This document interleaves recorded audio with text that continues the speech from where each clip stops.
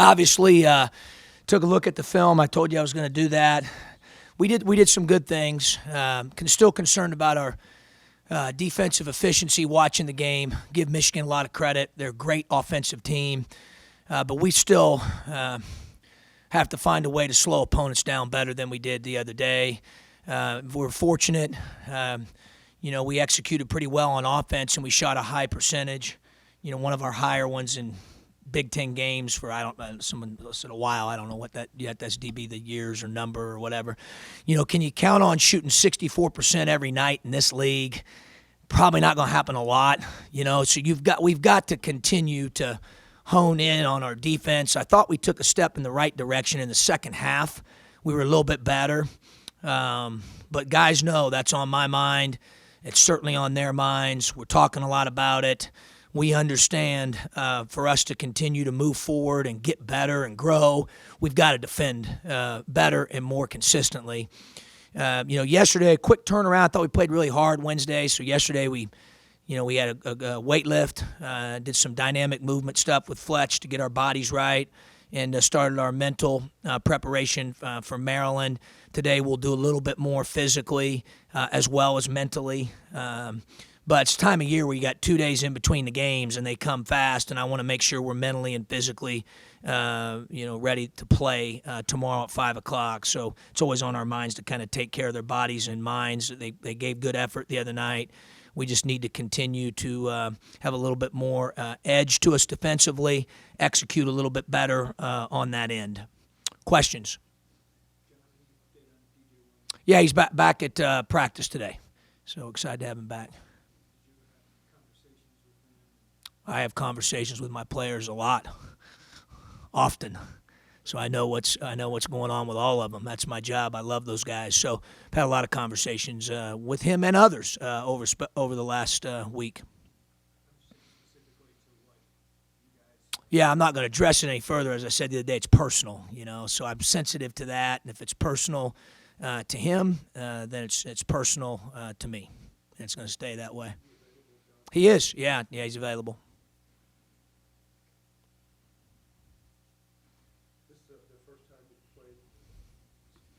This is the first time you've played somebody a second time here now.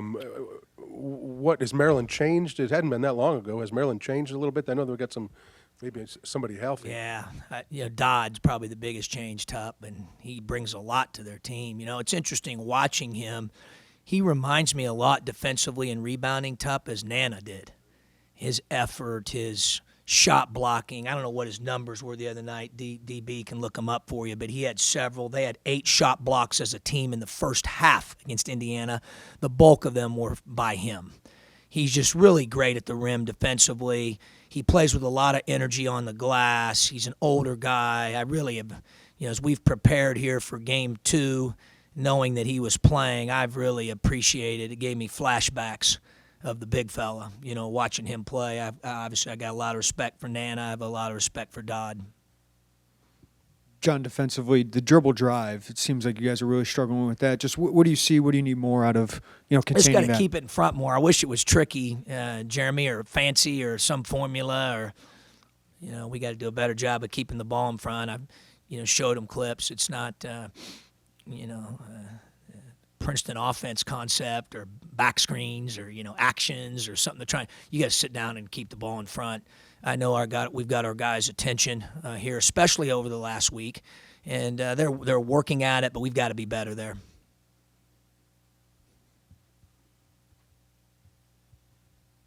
You talked about how efficient the offense was against Michigan, 21 assists on 34 makes. How much of that maybe was because of Tijon's presence? I mean, it just seemed like it flowed better when he had the ball. Certainly helped, yeah. Great point. He certainly helped. He had 8 assists. I mean, obviously, a couple of the passes, he just made the right read. And then there was a couple of them I watched after the game where I had to rewind it again and be like, how in the world did he see that? That was 20 feet behind him. He saw the tag, So, yeah, he has a gift with that for sure, and he's still a work in progress. And consistency now comes into play for a young fella. And we've talked a lot about that with him and having the right mindset. He's a pretty tough kid, continuing to get better. He was up watching film in the office yesterday. working to continue to understand our defense better. As I said, obviously that's a hot topic right now. We've got to continue to get better there, and he cares. He's learning and he's getting better.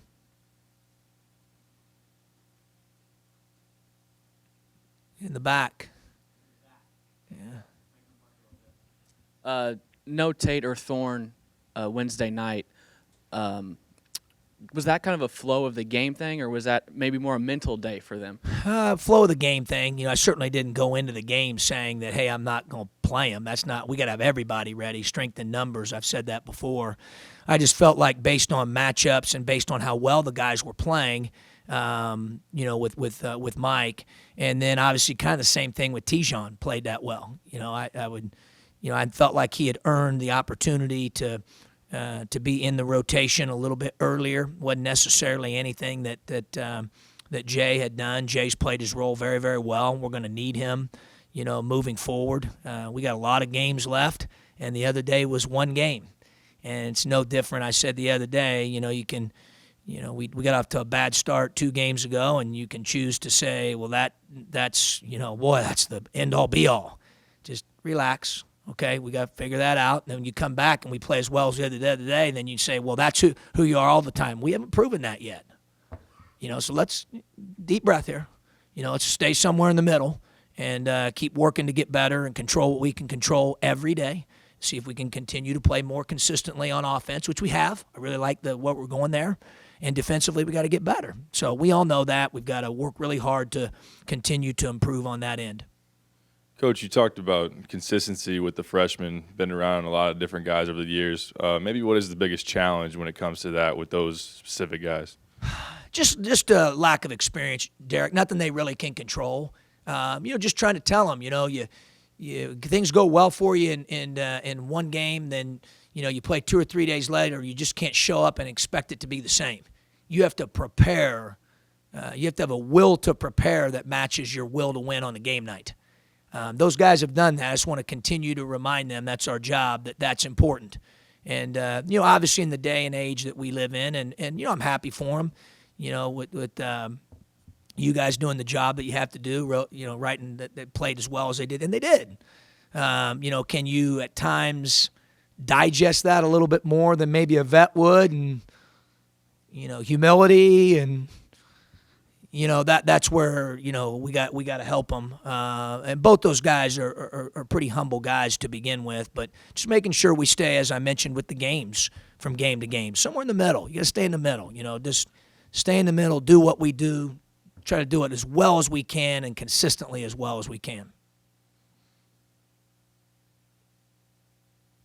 John, I was interested to hear you talk about Maverick a little bit. It seems like big guys sometimes develop a little more slowly, and maybe it isn't until the 3rd year when you see things click in and Sure. and they start to get it. Could you just talk about what he's done and were there things where lights went on for him where now when you go out there, I mean, you've talked about wanting to see consistency from players, maybe as much as almost anybody you've got now. He's kind of giving you some consistency at his position. He really has, Tup. He's improved. I think, obviously last year when we got put in the situation, which, as I said before, necessarily wasn't enjoyable when we didn't have much depth and had guys out, and he got put in a situation where he got an opportunity a little bit more than normal, and he took advantage of that. I was really excited about how he finished the season last year, and then I think that really spurned him, Tup, into having just a great off season. Whether it was, he went to train when he was back at home at IMG or, on his own. He made that decision on his own, wanted to invest more, the way he approached the spring, the way he approached the summer. I think he started to see, success kind of breeds success. You hear that? And I think that motivated him, had a great off season, and has just continued to really climb and improve.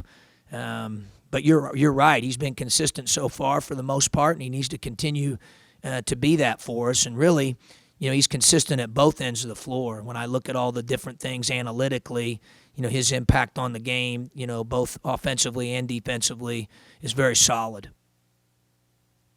John, Jalen Coleman lands. Is he becoming a more dynamic offensive player? Like, what have you seen out of his evolution? I think he's, I mentioned this the other day. I mean, really what he's done is amazing because he really hasn't had a full training. We beat that like a dead horse, and I can't emphasize that enough. That's hard for, I'm looking forward to him having, obviously, that's down the road, but getting a chance to get full training with no limitations at all, hopefully God will bless us with that type of outcome for him.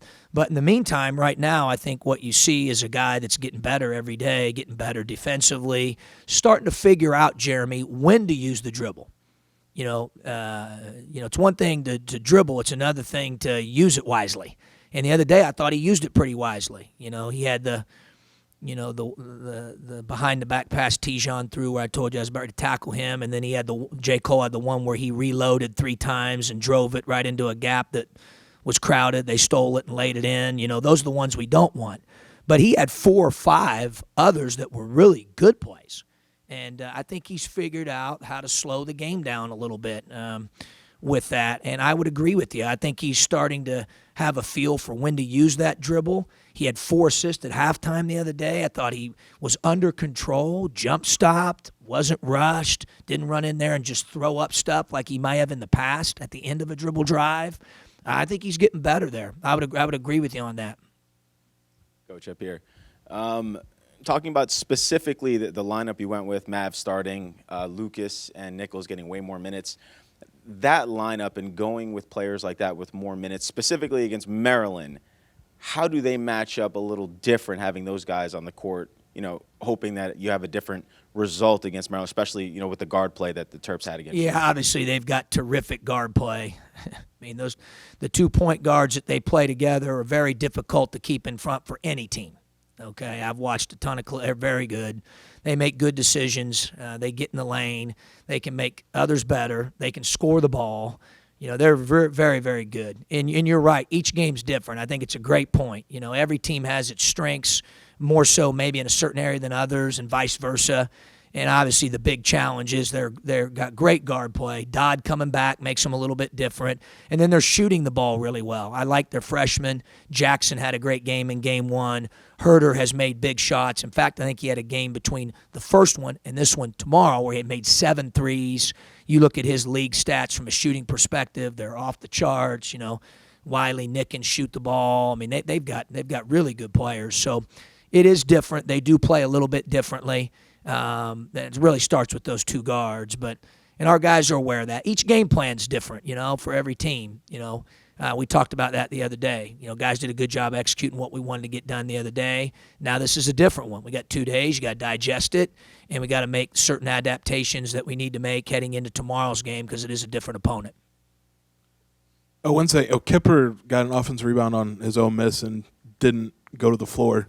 Before that, I mean, he did it in one move, and then Tijon can really play with pace. Did those guys give a little more athleticism, maybe? Yeah, especially Tijon, especially laterally, is pretty gifted, Scott, moving his feet. And then Kipper's a good athlete, just period, in terms of running, jumping, moving laterally. Right now his ability to continue to get better, I think, has been as pronounced as, Jeremy was referring to J. Cole. I think that's happening with J. Cole. I think it's happening with Kipper. Now obviously we shot it really well the other day. I mentioned kind of seriously yet facetiously after the game. He did have 3 or 4 plays that he ran, low when it was supposed to be high and down when it was supposed to be up. And, so we got to figure that out. We can't do that. He knows that. He's been working really hard to learn and grasp the system, and he cares. And we'll continue to work with them. But I can live with that stuff when you play the type of effort he played with the other day on the glass. He dove on loose balls at Indiana. He defended the ball. He plays with great energy and enthusiasm, inspiring energy and enthusiasm, and that can be contagious, And in the meantime, we got to help him clean up a few things.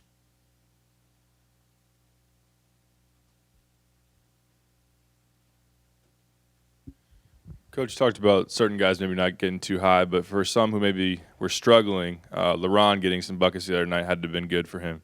Yeah, it was good, and they were good shots he took. Took a couple wild ones, but for the most part, Derek, they were pretty good ones, and he knocked them in. That was great. But I've always told him, like, his energy, his enthusiasm he plays with, the motor he plays with on a daily basis is inspiring for his teammates and the coaches.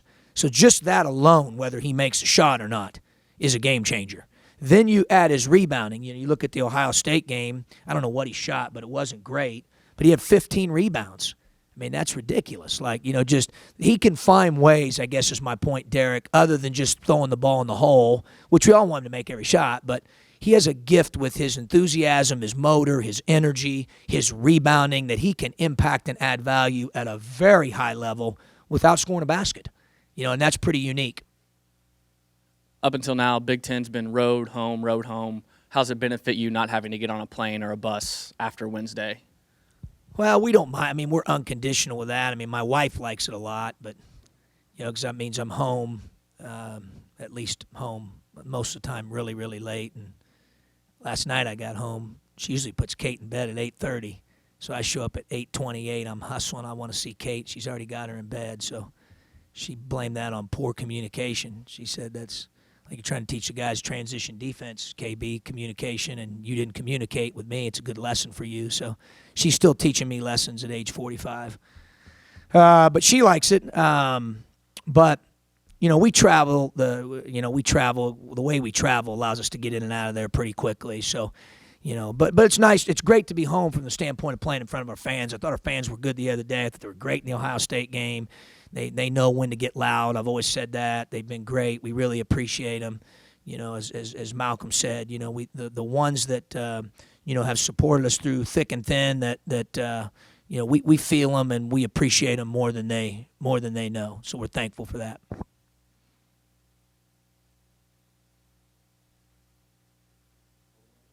Phone lines.